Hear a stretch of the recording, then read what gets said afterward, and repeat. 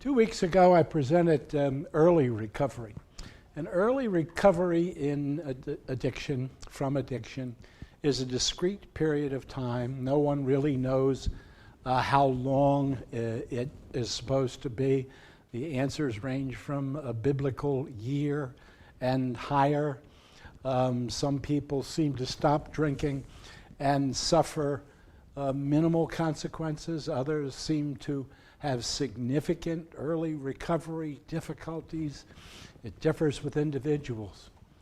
Tonight, we're going to present recovery as a long-range process. And that baffles people. They say, wait a minute. If addiction is a primary disease, and that's what we say here, that this is not a moral problem, it's not a symptom of a psychiatric disorder. It's a primary disease. It has its own causative factors, a predictable progression, a treatment that works. Okay? It's not a moral issue. It's not a psychiatric problem. It's a primary disease. And its agent is a mood-altering drug. It may be alcohol, maybe Nembutal, it may be benzodiazepines, etc. Any of the drugs that play with the brain in a pleasurable kind of way are the kinds of drugs that this disease just seems to love. Okay? So you say it's a primary disease, then why don't you just stop using the agent of the disease? So all you should have to do is to stop drinking. Stop snorting, stop injecting. Don't do those things. Well, it is a primary disease. And the truth is that once people get sober, the majority of addicts fail to meet criteria for what used to be called an Axis 1 or an Axis 2 disorder. In other words, the majority of addicts, when they get sober, do not have a depression, do not have an anxiety disorder, do not have schizophrenia, do not have bipolar disorder, do not have a major depression. They don't. Once they're sober, they seem relatively normal, at least as normal as anyone can be, if he has spent the last 20 years poisoning his brain.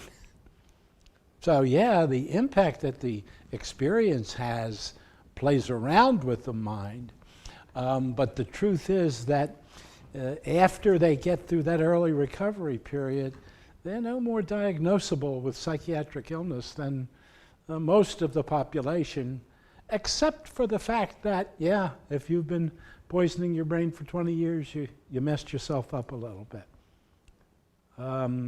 But often not in a diagnosable way.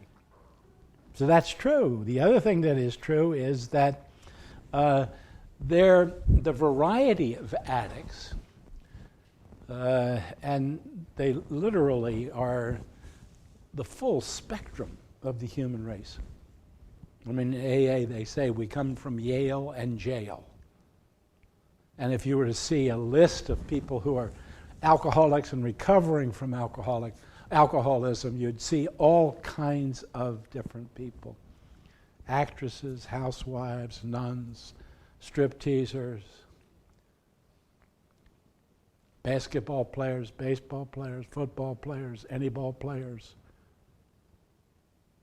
Nice people, nasty people, stupid people, smart people.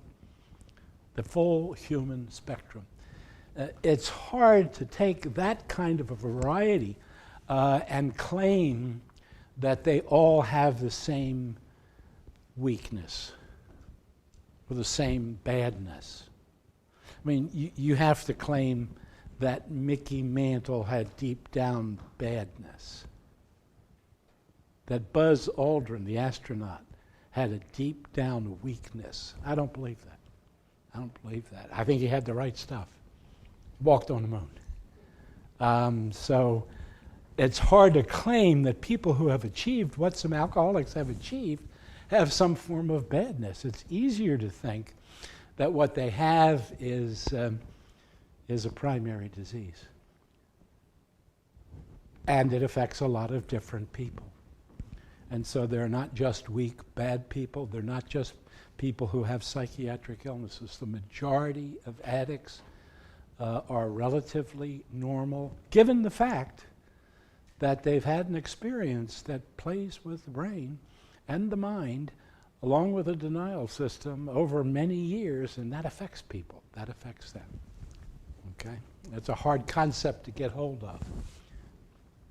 So it's a primary disease, but at the same time, it's also a complex disease. If you have an addiction, the parts of you that have been affected by the addiction are your brain, first of all. You have been drugging your brain. For some people, they have been doing that for 15, 20, 25, 30, 35 years. You can't drug the brain. Alcohol is a poison. You can't poison the brain for that long a period of time and not cause some changes to have occurred in that brain. In addition to that, you have a mind that has got to be able to believe that the drug isn't a problem. Your wife's a problem. The judge is a problem. All right? Your husband's a problem, but the drug isn't a problem. Got it? So you have to have a denial system that works with that brain. Your feelings are going to be distorted in this process. You won't get to know normal feelings. Instead of just plain old anger, you'll either experience nothing or rage. You know, instead of just plain old sadness, you'll experience depression, suicidal depression. If not just simple fear, you'll experience either terror or just mildly upset. So the feeling spectrum in active addicts is amazing. You go from A to Z with all the human feelings that we know of. And there are people who will say that in addition to all that, this is also a complex disease that happens to affect your spirit. The spirit, okay? When I first heard this called a spiritual disease, I thought, oh, sweet Murphy, please don't invent one more way for people to be sick. We got plenty of ways for people to be sick. But the more you look at addiction and more you see what happens to people in the throes of addiction, the more you are likely to witness people who have lost their spirit, people who feel hopeless, people who feel loveless. And if you want to call that a spiritually sick human being, that'd be okay with me. That'd be okay. Think for a moment to take a drug like nicotine, which is in fact addictive. Think of the number of people who have made attempts to stop smoking it and failed repeatedly. Anyone in this audience among that number who've tried to stop? And there usually are. So if the crowd was larger, you'd see some hands go up. Well, if you've made an attempt to stop smoking and failed repeatedly, after a while you feel hopeless. You think the drug is more powerful than my mind. My mind isn't strong enough to deal with nicotine craving. When I hear people say, I'm going to use my mind to deal with my cravings, I think to myself, well, hell, the problem's in the mind that's doing the craving. You're going to use the mind to defeat a craving, which your mind is what? Makes no sense to me. Now, would that be there? Would that desire for the drug, longing for the drug be there if, in fact, when you use the drug, it had not produced a dramatic effect? See, some people drink alcohol and they say, that's nice. That's it. That's nice. Other people drink alcohol and they say, wowie, zowie, zingo, that's super. If that's the way you respond, that's going to be a memorable experience. And so if that experience isn't in the brain, then it'll probably never be in the mind. If all you say when you use the drug is, "That's nice," you're not going to remember that so vividly. So you end up with this very complicated disease, which exists primarily in the brain, but because the reaction is so vivid, it has longer lasting effects on the mind and the memory. Okay? So this is not a simple disease. This is a complex disease, and the truth is very simply this, that recovery is complex because the disease is complex. If it were a simple disease, you could say to someone, "You have alcoholism, let me show you your liver function studies. Your liver function studies indicate that you're off the charts with alcoholic hepatitis and fatty liver, or maybe even some cirrhosis. Stop drinking and live happily." And you'd go home and say, "Wow, isn't that nice? I think I'll do that. Thank you very much. I think I'll go home." But it's not just a primary disease. It's a complex disease. First of all, addiction happens to a varied group of people. One, it happens to the children of alcoholics. The rate of alcoholism among children of alcoholism whose parents had the biological disease is generally 4 times greater than it is for the rest of the population. So proneness appears to, at least in some significant way, be a genetic matter. That if your parents are alcoholic, it doesn't doom you, but it certainly puts you high on the risk list. Okay?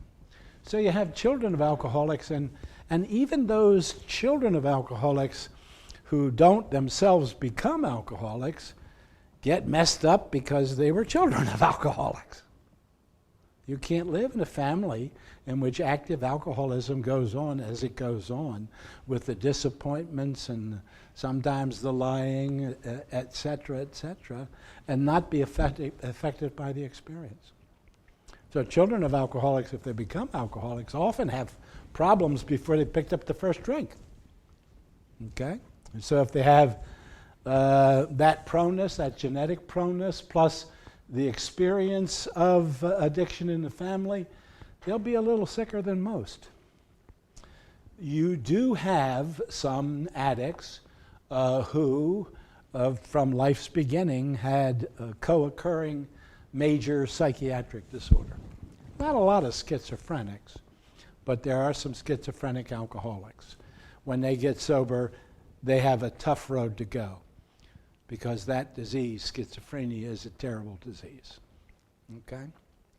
There are some people who have bipolar disorder, have always had bipolar disorder. In fact, the incidence of alcoholism in the bipolar population is significantly high. Some research indicates that if all you look at are bipolar alcoholics, bipolar people, not alcoholics, bipolar people, what you find is the rate of alcoholism in them is about 60-some%. Okay? Now, if you look at just the alcoholic population, the number of bipolar patients in that is about 33%. So it depends on what your population is and who you're looking at about what statistics you kind of get. So bipolars are at greater risk for alcoholism than other forms of depression. And of course, if you have a major psychiatric disorder and then you add addiction on top of that, guess what? You get sicker than most. You have some children who, before they even picked up a drink, were abused or neglected. So they're kids who had parents who beat them. And before they started drinking, they had enough anger to fill a stadium. They had enough rage and anger and senses of poor self-esteem feeling worthless and helpless to start with. And God, if you add addiction on top of that, it's going to be worse. There are antisocial personalities. There are the people whose conscience is not terribly developed. And they'll steal your wallet and shake your hand at the same time. They get addiction, they get sicker. Then you have some just plain old early onset cases. I was just talking to somebody, in fact, tonight. And he said that the first time I drank, I loved it. And I said, well, you were what we call an instant alcoholic. Not that you were diagnosable because you didn't match criteria needed to say someone has alcoholism, but you were symptomatic. So you showed symptoms from the very start. One of them was you loved a drug. Some people like it, some people love it. All right?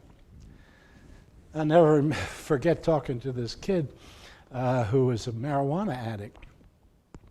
And he was regaling me with all the wonders of marijuana and the fact that it was natural and the fact that, you know, it's harmless. It doesn't do as much as alcohol does. And I stopped him in the midst of all this, and I said, answer me just one question. He said, what's that? And I said, marijuana. Do you like it or do you love it? And he looked at me and he said, oh, shit, I love it. I said, that's a big part of your problem. Not everyone responds to the drug that way. If you respond to the drug that way, if your brain says yowie, zowie, zingo, you're going to remember that. And you're going to remember it for a long time. And if your regular experience with a mood-altering drug is it makes you feel wonderful, the mind will learn to love that drug. But if it isn't in the brain, you know, you drink the drug and you say, it's nice. That's not going to be terribly memorable. You're going to say, that was nice. You know, about as nice as iced tea. Well, maybe it made me feel a little bit good. But if I have the third, I'll feel terrible, as a matter of fact. I'll get dizzy, groggy, sleepy, sick. If you don't love the drug, you're not going to continue, and you're not going to remember the experience very long. It's when the drug works. If it produces the dramatic effect in a brain, then that's going to be memorable. That's going to get you back again and again and again. There are some people who have early onset cases, and there are some who have disordered personalities from the start. There are some alcoholics who start their addiction with a diagnosable, used to be called Schedule 2, or excuse me, Axis 2 diagnosis. In other words, they had a situational depression, or they had an anxiety disorder, or they had a compulsive disorder. If they start that way, then add addiction, you got a worse case. So it's complicated when we take a look at the fact that the population comes from so many different sources. And the truth is, guess what else? There are some people who come in normal. There are some people who become addicts who, in any measure that we have, do not have a diagnosable psychiatric disorder. They don't. They're normal. Now, what does normal mean? Everyone in the world has a couple of neurotic tendencies. That ain't abnormal. If everybody has some of them, it ain't abnormal. Got it? The point is they function. It's when your personality keeps you from functioning that you have a diagnosable psychiatric disorder. Most people have quirks, little bugs. But the majority of addicts are fairly normal. When you take a look at the population and you look at them after they've gotten sober, they're tough to diagnose psychiatrically. So even a picture of mental health is operating with a brain that's drugged and drug affected, a mind in which a denial system warps thinking, exaggerated and or blunted feelings, up, down, and yah-yah. And relapse, if they've had multiple relapses, relapses left them hopeless. You can't relapse again and again and again and not end up saying, I can't win. I feel hopeless. Ask cigarette smokers who have relapsed repeatedly, and they'll tell you that's probably the worst part of the disease, is a kind of surrender. I give up. I surrender. I can't beat it. I can't win. It's more powerful than me. So, is there an addictive personality? The truth is that pre-morbidly, the answer to that question is no. No one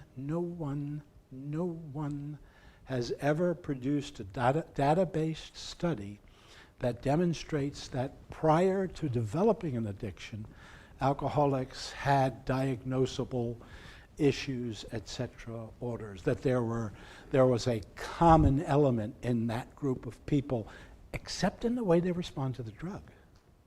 Got it? So they actually do come from Yale and jail, and from Harvard, and from astronaut training, and from baseball, football, basketball, etc. There are nice people, and there are nasty people, there are dumb people, and there are smart people. Okay? Pre-morbidly, no one's done a study that says, if you got these features of personality, you're bound to become an addict, because some of them didn't have any unusual features of personality. I'll be damned if you can prove to me that Buzz Aldrin didn't have the right stuff. Jesus, he proved he had the right stuff. He passed the test. Okay? Now, take a human being, dip his brain in a drug, do it for 20 years, and guess what?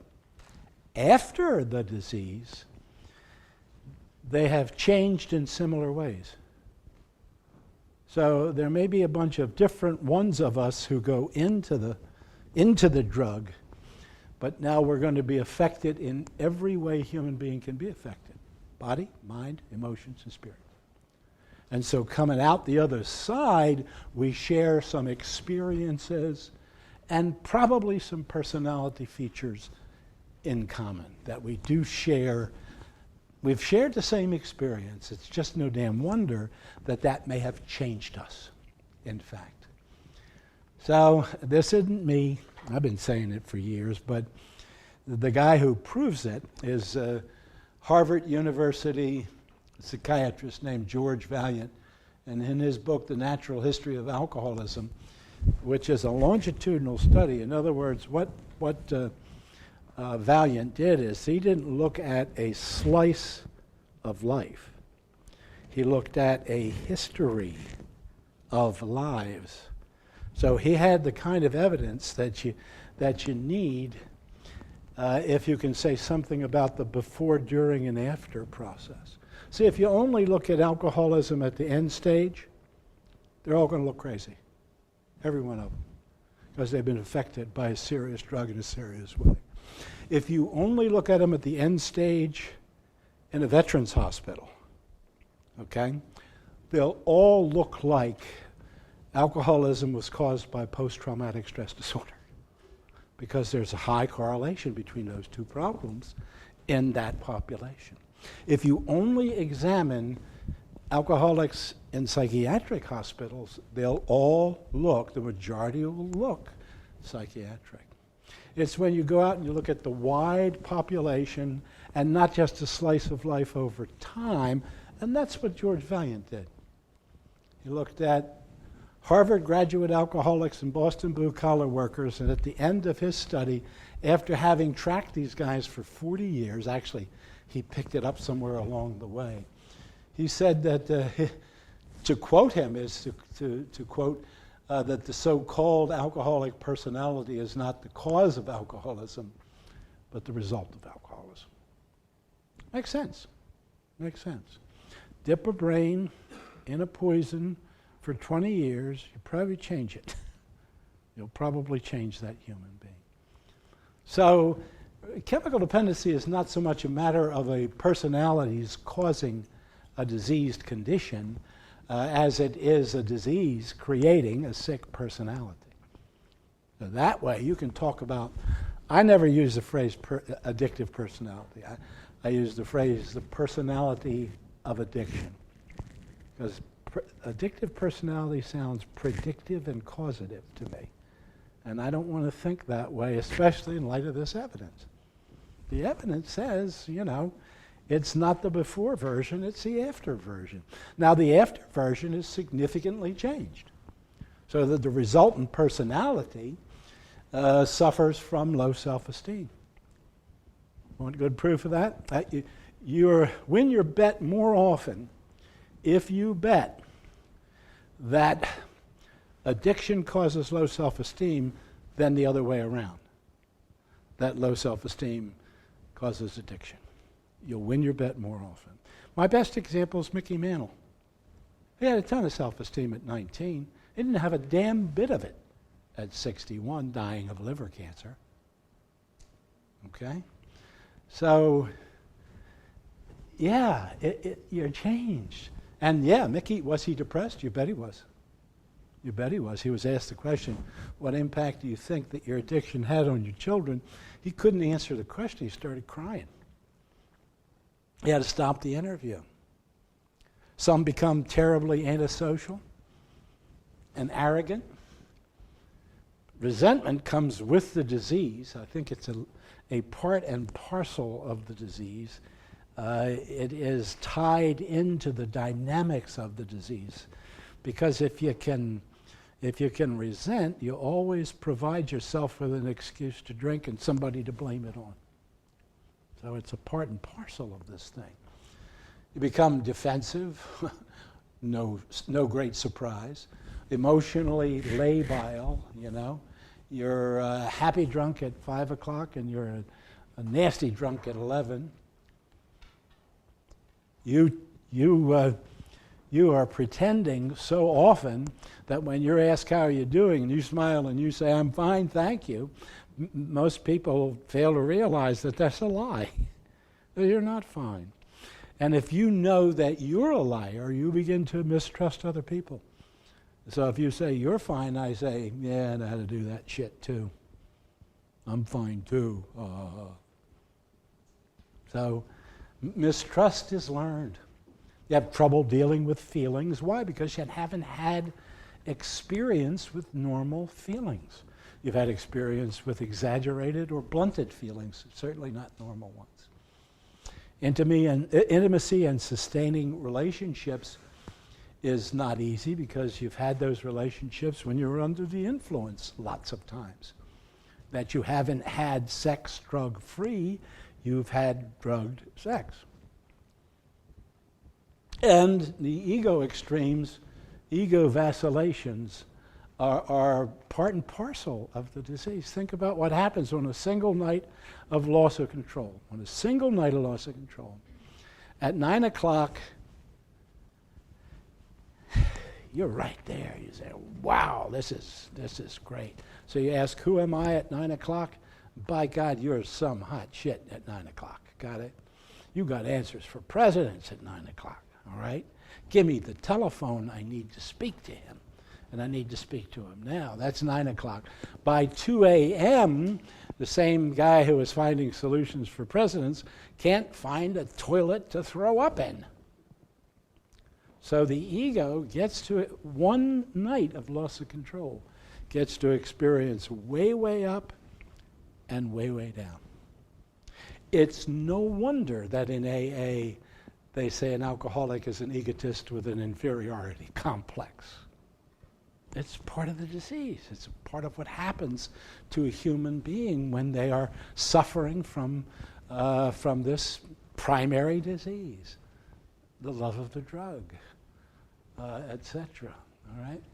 So ego extremes are kind of normal, You're way, way up, or you're way, way down, or way up on Monday and down on Tuesday, Wednesday, and Friday. So, the theme of early recovery is buying time. what should you do during the first biblical year? Now I say biblical year because for some people it's 200 days and other people it's 400 days. All right? And no one's ever done enough study of the darn thing to know which of those is closer to the truth. All right? That first early recovery period, the objective at that point is don't pour alcohol through the hole in your face. That's the main event. In fact, it'll be probably the only event. All right? Whatever can be put on hold should be put on hold. I worked with a psychologist who was a fifth-day drinker. And he said to me, I've got to take care of my son because I can't get, that's why I can't get to AA meetings. And I told him, I think your priorities are a little messed up. Who was taking care of your son when you were drunk? Well, I guess nobody was. How old is your son? He's 13. I said, 13-year-olds have a lot more gifts than you probably think they have. And I would guess at 13, your son can stand an hour and a half by himself. That's what my guess would be. So meanwhile, if you take the risk of not going to AA, you're not only going to lose your sobriety, you're going to lose your son. First order of business in early recovery is don't use the drug. Whatever it takes. If in order to accomplish that, you have to go out on street corners, chew gum and tap dance, get your tap shoes out. Go out and chew gum and tap dance. Got it? Whatever will keep you sober, do it. What works best for most? AA. That's how AA got started, because people couldn't stop drinking and stay stopped. All right? So people go there for that very purpose, just to stay away from that first drink one day at a time. I have, I'll talk about that later. So the theme of early recovery is buying time, but the theme of long-range recovery is change. And that's what baffles people. They say, wait a minute, damn it, you're talking out of both sides of your face. You're saying it's a primary disease, and yet recovery involves change. It's got to be one or the other. It's either a primary disease, all you have to do is stop drinking, or it's a psychiatric problem and you've got to change. Well, they're not mutually contradictory.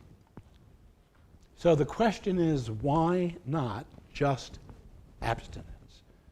Why is it that we say to people, stop drinking for the first biblical year, go to as many AA meetings as you can fit in, and after that, you still have to keep going because you're going to have to change. Why is that? Why isn't abstinence just enough? Well, my answer to that is that abstinence alone does not address denial, right? You have a mind practiced in denial and has been good at it for 20 years, and now you think that abstinence is going to make that go away. I don't think so. I don't think so. You have been expert at self-deception. That's a paraphrase for denial. You have been expert at self-deception. And now you think that abstinence will make that go away. It'll help that stay away, but it's probably not going to get it to go away. Craving. Abstinence, in fact, abstinence doesn't deal with craving. It probably causes it. So your brain craves the drug. You remember the experience of intoxication. It's a memorable experience. And there's a part of that brain that's saying, give me more. For a while it's saying, give me dopamine. You dummy, you stop dopamine. Give me dopamine, all right? Give me dopamine. All right? So for a while, the craving is not going to be solved by not drinking. In fact, it'll probably feel more intense because you're not drinking. The love of the drug. I'm going to make the love of my love of the drug disappear by not using it. I don't think so. I don't think so. In fact, I think you will probably suffer some grief, as a matter of fact, because of the loss of a loved one. You've loved the drug, you've lost it. When people lose something they love, they often experience a grief process. You know, they regret it. They feel guilty. They feel embarrassed. They feel ashamed. They crave the drug. They wish they had done it differently, etc., etc., etc. The abstinence won't deal with the loss of the drug and the love of the drug. Abstinence won't deal with hard times. You know how I'll deal with the death of my mother? I won't drink. Well, shit. That's probably not going to work. All right?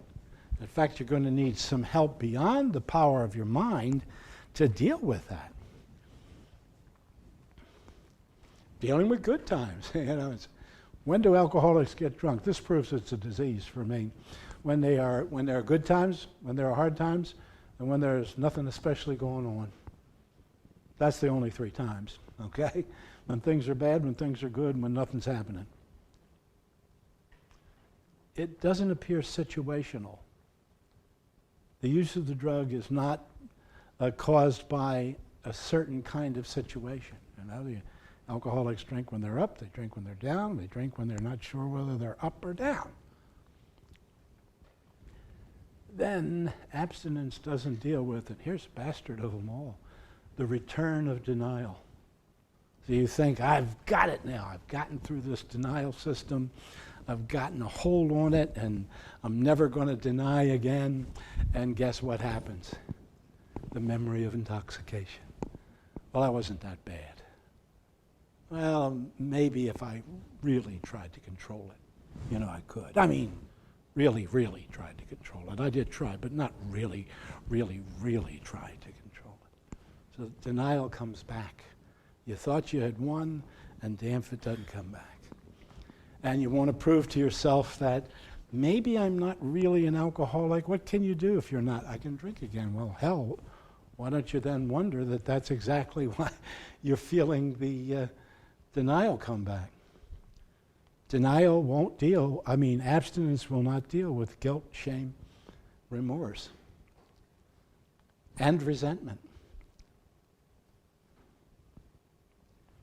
So, abstinence by itself is a significant first step. It's a primary disease. But you're not finished because there's a ton of stuff that has not been dealt with by just abstinence alone. So, long-range recovery, I am bold enough to claim that I know about this. First, stop drinking. This is a primary disease. There is no such approach as sipping while recovering. There were a group of people out at the Patton State Hospital out west who claimed that they had retrained alcoholics to be sippers and not gulpers, and unfortunately their research was soundly debunked. As important as stopping is staying stopped. Bill Wilson could stop at times. You know what he couldn't do? Couldn't stay that way. He'd go back to it. And it wasn't until he found a physician named Bob that together the two of them could do what he couldn't do by himself. So stop, stay stopped, get help. Get help. If for no other reason that if you have been capable of a denial system which is the equivalent of self-deception, you are not going to be able, on the basis of your own powerful intellectual resources, to understand your denial system. What you're going to have to do is hang around people who can catch you at it. You're slipping back into it. You're slipping back into that same denial system. And you're not going to recognize that because denial is self-deception, that you're the one that gets fooled. Nobody else is necessarily fooled by it. It's just you.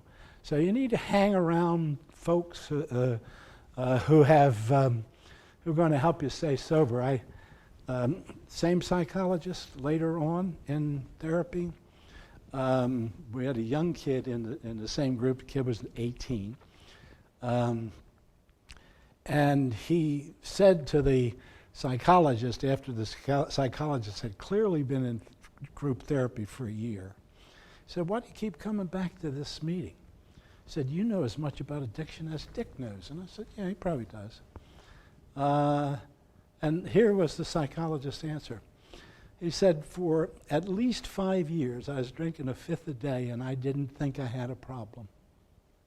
My mind is so capable of near fatal self-deception that I need to hang around you," meaning the other members of the group, "so that you'll catch me at what I can't catch me at doing." And that's denying again. That's why I keep coming around to this group. Then we had to convince him to go to AA, which was a harder trick. Next step is clean up the mess. You don't want to clean up the mess in early recovery. I need to get a new house, or I need to paint the garage. Bullshit. You need to stay sober that first year. After the first year, paint the goddamn garage if it needs painting. But in the first year, stay sober. After the first biblical year, then you can start cleaning up the mess, taking care of issues, taking care of problems. But in early recovery, put on hold what you can put on hold.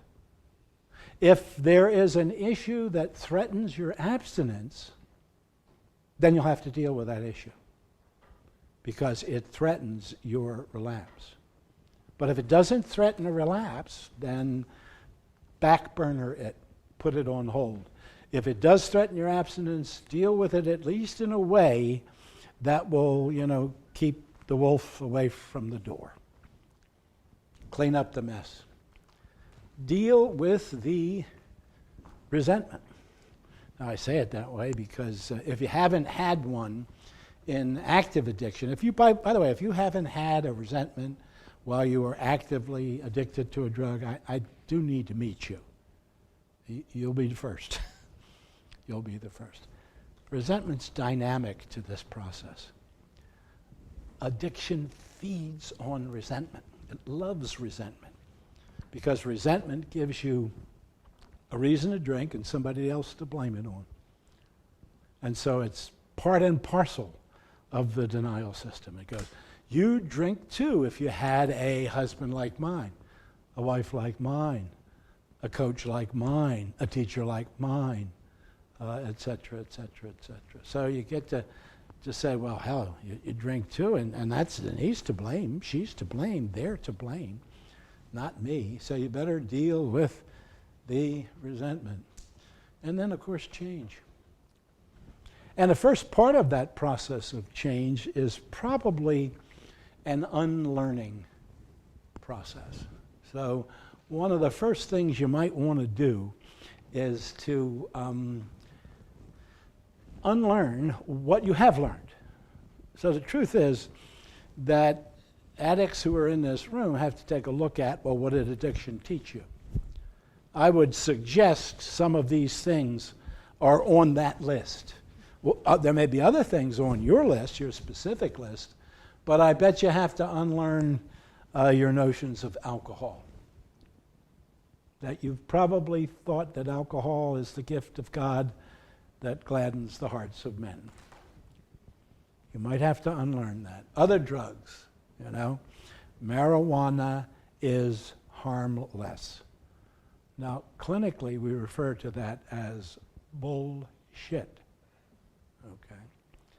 Okay. You have to unlearn your ideas about alcoholics and addicts.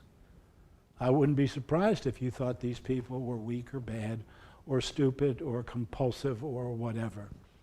You're going to have to unlearn notions of addiction, AA, and AA is for weaklings. You might have to unlearn your notions of dependence or independence. We're raised in a country, in which we prize independence. A country based on the Declaration of Independence. We told King George to go shove it, that we were going to be independent. And if you don't unlearn some of those things, I think you remain at risk.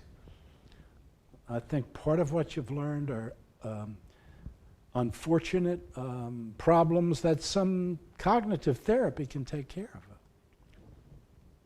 You have to unlearn alcohol. We think that alcohol is harmless. Now, you don't reason that way, but have you ever heard anyone say, oh, God, we were worried about Johnny. We thought Johnny was on drugs. So thank God it wasn't drugs, it was just alcohol. How many of you have heard something like that? The implication being alcohol is harmless. It's not. It's a toxin. It's a system poison. I'm not making that up to scare you. I'm saying that because there are two ways to demonstrate that. The first is, look at the damage that it does to human tissue. Kills brain cells, causes the esophagus, can cause the esophagus to rupture, probably kill you the first time out. It affects the liver, can cause the liver to get fat, irritate it, and then finally the irritated tissue becomes scarred tissue, and that's cirrhosis, okay? So the impact that alcohol has on the brain and the nervous system is profound because it's a poison. It's a system poison. And the other way to prove it is alcohol is not digested. It's oxidized. In other words, the brain recognizes alcohol as a poison and says, send it to the liver. Okay? The liver is the organ that will depoison the alcohol you will drink. It'll only do it at the rate of a drink an hour. So it's not paid piecework. You give it more to do and it works harder. Drink an hour. That's about all that it does. So it's a system poison. Some people use it safely all their lives, but that doesn't change what it is. It's a system poison. Alcohol is not evil. And so the notion that you will recover by making alcohol evil is faulty on two levels. The first is that it can't be. It doesn't have an IQ. So Jack and Jim and Johnny have no IQ. They cannot think. And the other thing is that the addiction is not in the bottle. The addiction is in the drinker's proneness to what's in the bottle. There are lots of people who drink alcohol safely their entire lives. You know some. I don't have to tell you that, right? You know people who drink socially and sociably and do so their entire lives. Other people take the first drink and that's nice. And the second one, and that's nicer. And the third one is, boy, that's the nicest. And the more the better. And some people start that way. Other people progress to that point. But the addiction is not in the bottle. It's in the proneness of the drinker for what's in the bottle. And not everyone has that proneness. How many of you know that? I don't have to tell you that. You know people who don't respond to the drug in the way addicts do. And if you don't respond to that drug, you don't remember the response. The other part of this is you have to avoid extremes. It is as much a mistake to think that alcohol is evil as to think that it's the gift of God, God's gift to man, second only to sliced bread. I think they're both mistakes. The former, thinking that it's evil, puts the problem in the wrong place. The problem is not in the bottled evil alcohol bottle. The problem is in the proneness of this person to what's in that bottle. Other people, in fact, most people drink it safely their entire lives. It's the same substance. It's the same poison. They don't respond to it in the same way. And hell, that's That's saying nothing but, isn't that true for mostly all drugs? That there are going to be some people who take a drug safely their entire lives, and there are other people who will take the very same drug and it'll cause them trouble. We don't have a big enough crowd to do this with because the percentage is low. How many of you in this room have an unfortunate response, it causes you trouble, to any of the cillins, the amoxicillin, we used to call it penicillin, etc. Anyone here have an unfortunate reaction to? Can you tell me what your reaction is? They make you sick. How? How does it manifest? It just whenever I take them, it doesn't work. It just doesn't work. Anybody else? It's not me, but my daughter. She is allergic to. She actually, I guess it's the sulfur that's in it, and she breaks out in hives. That's common reaction to the cillins, the hive reaction. Anybody else? You have trouble breathing. Oh, you know what that means. It means you're unconsciously suicidal. And you get hives? Your daughter gets hives? Must be the evil popping out in her. Better check her, and find a good priest. That's silly, right? That's a human response to any drug. Some people find that it's terribly useful. Other people find the same drug is terribly harmful, right? Now, suppose we change your daughter's scenario just one little bit. Suppose every time she took the Cillin, though, she loved it. Her ass would be in trouble, wouldn't it? There are some people who every time they take alcohol, they break out in fights, but they love it, They love it. And that's the fix, is to love a drug that ultimately does you damage, okay?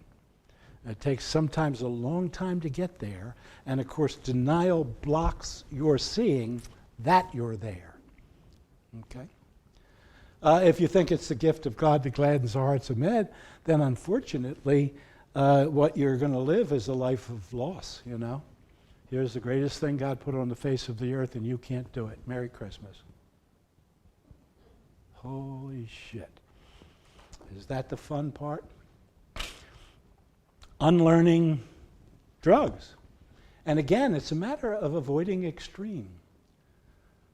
Marijuana is addictive. You just have to remember this. Addiction, the diagnosis of addiction does not require that the patient be physically dependent on the drug. Got it? Does not require that. The DSM-4 and 5 does not require a withdrawal syndrome as proof positive or as essential criteria for the addiction. What's required is the loss of control, tolerance, and persistence. That's what's required. So there's a physical issue, it's tolerance. Tolerance is bad luck. If you're tolerant, the kids will say to me, I'm lucky, I'm tolerant. I'll say, no, you're not, you're unlucky. It just means you can kill more brain cells than your buddies. They passed out, you're still at it, all right? You're still at it. So marijuana is addictive, okay? You can lose control of your use of it. You can become tolerant of it. Don't let people tell you there's some wonderful reverse tolerance with it. That's not so. And you can persist in using it despite some significant losses, I had one patient who, we asked him about his losses, and with marijuana, they're not always very dramatic. His only loss that he could think of was this one. He was a youngster in a group of adult addicts. He said, the only thing that's happened to me because of marijuana is I don't really give a shit about too much anymore. The adults in the group went, what did you say? Now you think that's a little problem that you don't give a shit about much anymore? We think that's a big problem. So it is addictive, but it's not evil. It is addictive. it's not evil. Mary Jane can't think either. She doesn't have an IQ. And in order to be evil, you have to be capable of will and intention. And if you can't do that, you can't be evil. And she can't be evil. She can be a nasty bitch, but she's not necessarily evil. She can lead to loss of control, tolerance, and persistence. And that's, over time, repeated patterns, not once in a while, repeated patterns of those three things over time is the criteria. Narcotics, barbiturates, stimulants, benzodiazepines are serious drugs with serious risks. Don't anybody kid you that these are oh so nice. They're not. They have a potential for not only addiction, but physical dependence as well.